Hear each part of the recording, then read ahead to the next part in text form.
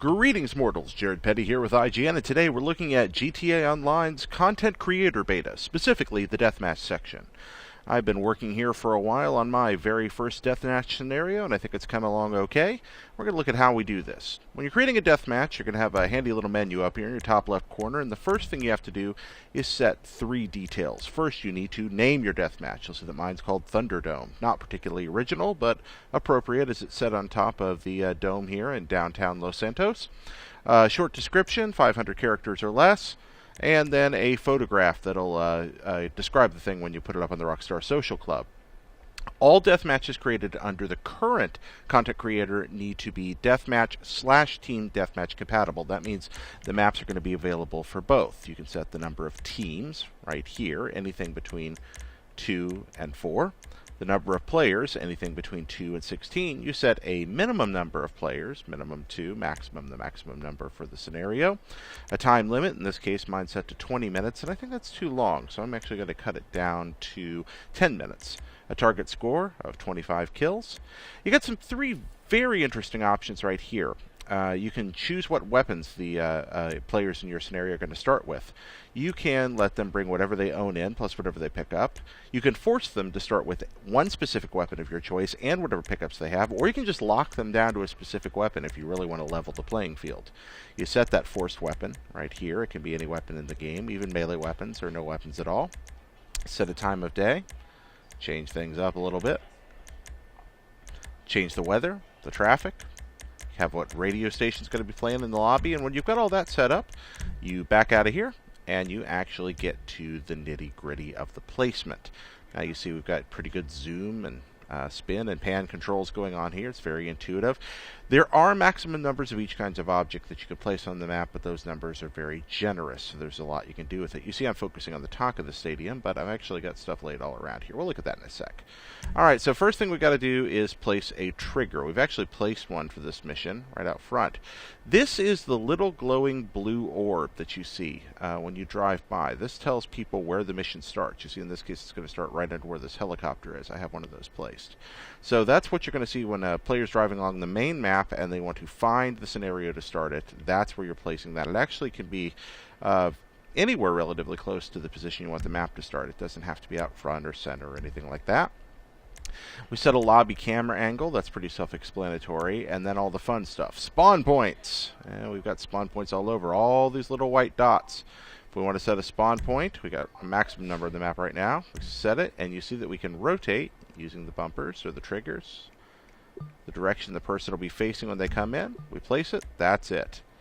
We also have to set a certain number of team start points for team scenarios. In this case, you see that for Team 4, there's only 4 start points because that would be a 4-on-4 match. Whereupon for some of the larger teams, Team 1 and Team 2, if it's going to be 8-on-8, you see we have 8 right here.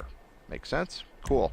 Moving on. Weapons. Oh, everybody loves this part. Yep, you can set them all over the place. You've got every weapon in the game available. Again, you just lay it down. You notice I'm getting this little exclamation mark? That's because I've laid the maximum amount of weapons I can. There's one right there. We'll zoom in and look at it.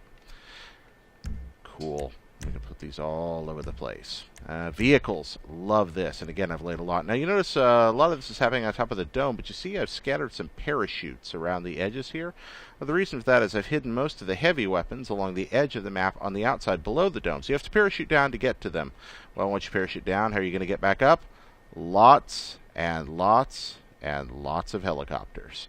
Laid out everywhere in a semicircle around the arena. Now, some jerk might try to blow all these up. If they do, well, you might just be stuck down there until you get killed or blow yourself up or find another way. We're still working on that, but, well, anyway. Oh, look, a tank right smack in the middle. That ought to be fun, especially on top of the roof with limited maneuverability. I think this design will work out well. We've got good cover laid all over the place.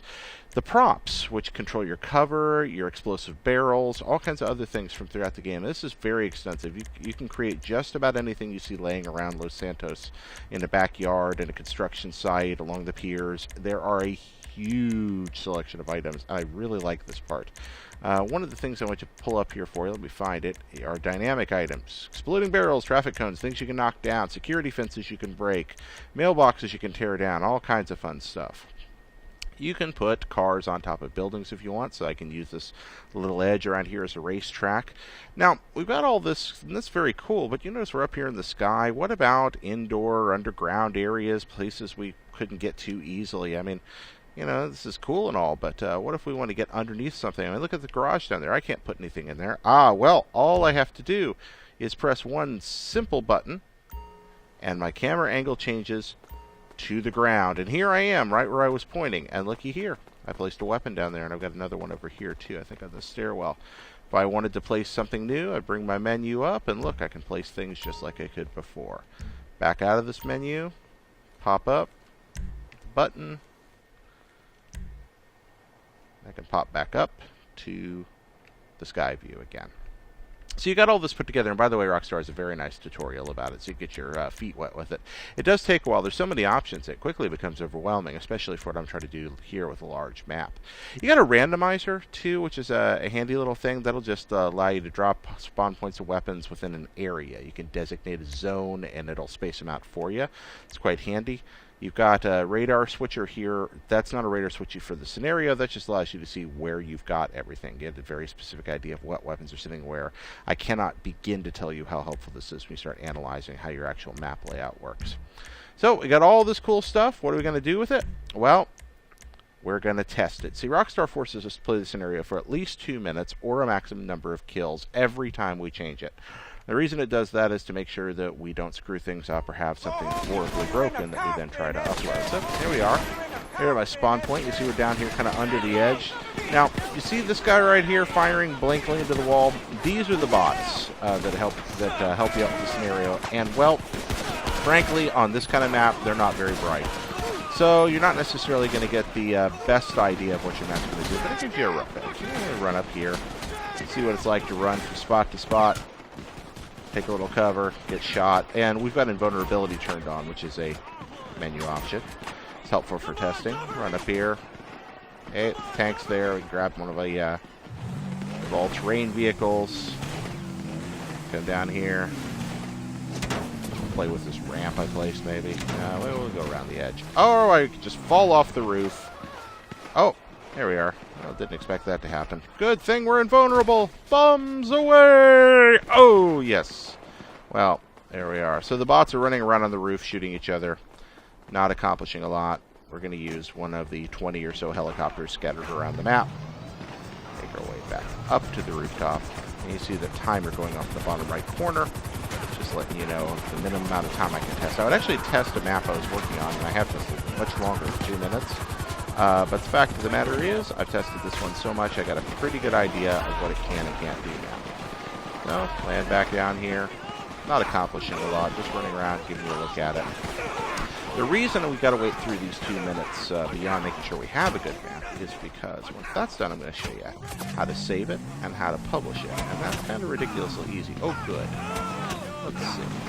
Well, that didn't work very well. It's hard to drive in that rooftop. I kind of designed this map to be frustrating. With a lot of practice, you can accomplish a lot with it. I wanted to play with this a little bit. Let's see if this is the place where I want it. Yes, it is! Woohoo! There we are. That's fine. Alright, well, hey, look, another helicopter. Fortunately, time has run out. We can bring up our menu. Exit the test now. Pop out of our test. And after a little bit of loading time here, the scenario will return us to our menu, and I'll show you how to save and publish. If you save a game, it's available to you to keep working on. It's also available to anyone that logs into one of your hosted sessions. So if you want to play it with your friends, you never have to publish it on Social Club to play with it at all. However, you see my menu option is to say save. It says update version. That's because I've already published to Social Club, which takes about 5 seconds. Now I'm updating on Social Club. Going to upload. There we go. And now Thunderdome, whether you play it as a private game or on Social Club, will be available. It can be rated. Apparently, Rockstar is going to pick some of these out and highlight some of them for the community.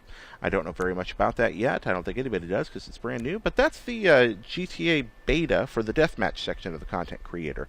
There's also a racing section. We'll be looking at that later. But for now, for everything you need to know about GTA, keep it locked here to IGN.